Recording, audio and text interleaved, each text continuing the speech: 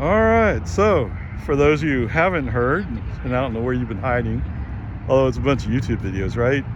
So the good news, bad news is Ford has joined the NACS system, or Tesla SuperChargers.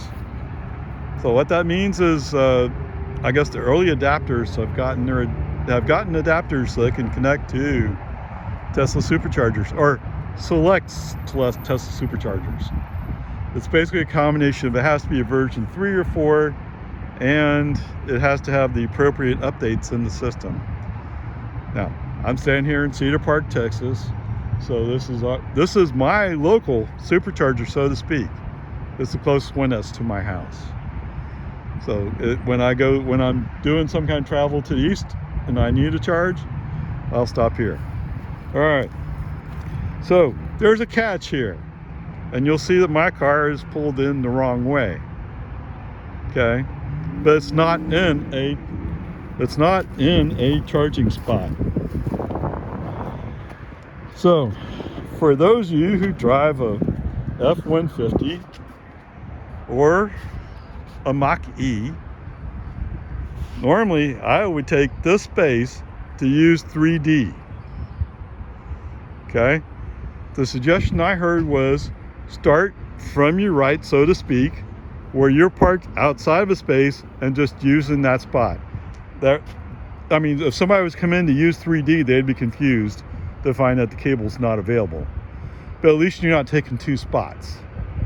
Okay, so that's the point, is parking here allows you to have your car out of the way, or your vehicle out of the way. And yes, there's a spot here that really should have a Tesla in it, but nobody's impacted.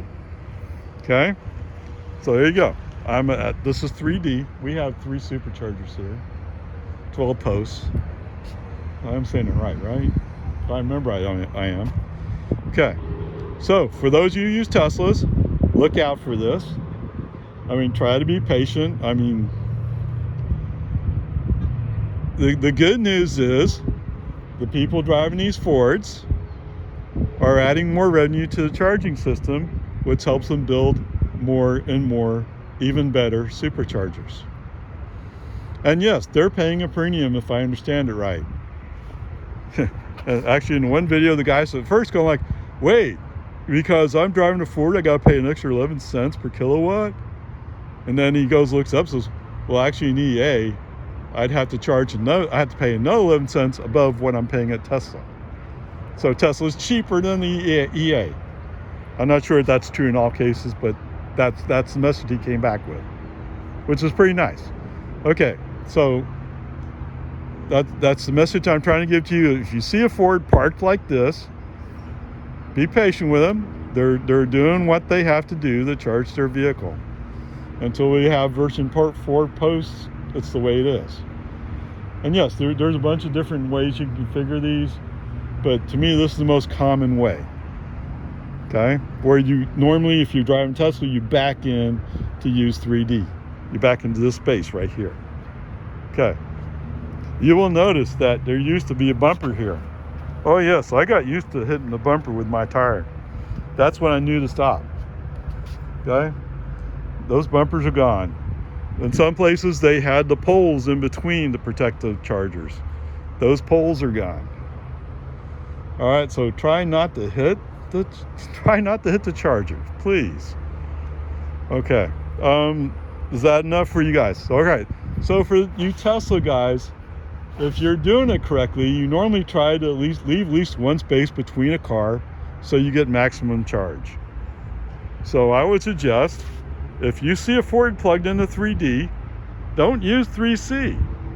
Go to 3B, although somebody's plugged in 3A right now. Okay? It's that simple. Just do that. And let the Fords, when somebody's in 3D, the next Ford will pull into 3C. Will they get reduced charge if they're sharing? Yes, they will. But at least they're using a minimum amount of space, and that's a good thing. And they get the advantage of using Tesla SuperChargers. Now, for those of you driving Fords, I will say, so you can go on the Tesla, find us, Tesla website, do find us. And you can find out which chargers are NACS compatible. Now, if you live in Central Texas, or you use I-10 to go through West Texas, you'll find that it's kind of sparse out there. And I think that's because they have mostly version 2s out there.